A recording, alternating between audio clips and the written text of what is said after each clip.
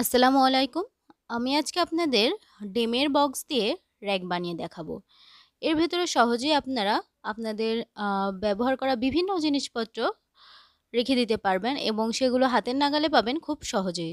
চলুন আমরা বক্স বানানোটা দেখে আসি।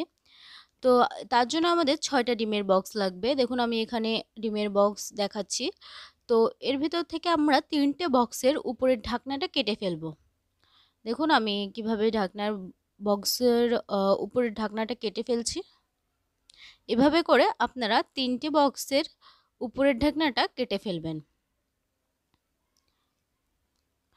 আর বাকি থাকে যে আর ৩টে বক্স।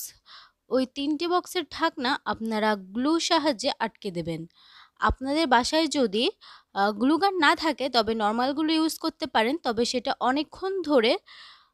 অনেকক্ষণ ধরে বলতে রাত্রেবেলা লাগিয়ে আপনারা সকালবেলা র‍্যাক বানানোর কাজটা করতে পারেন। এভাবে দেখুন আমি গ্লু গান দিয়ে আটকে নিচ্ছি। ভিডিওটা হয়তো সবাই বুঝতে পারবে না, তাই আমি ভয়েস দিচ্ছি। এভাবে ৩টে বক্স ঢাকনা সহ এবং ৩টে বক্স খালি রাখবো। আর ঠিক এইভাবেই আমরা সাজিয়ে নেব।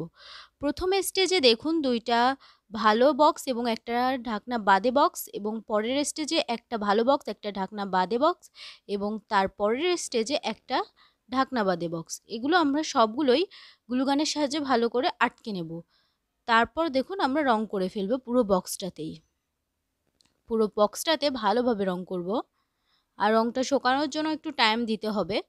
তারপর দেখুন যে অংশগুলোতে বোঝা যাচ্ছে যে ওগুলো বক্স, সেই অংশগুলোতে আমরা নর্মাল যে কালার পেপার আছে ওগুলোর সাহায্যে লাগিয়ে দেব।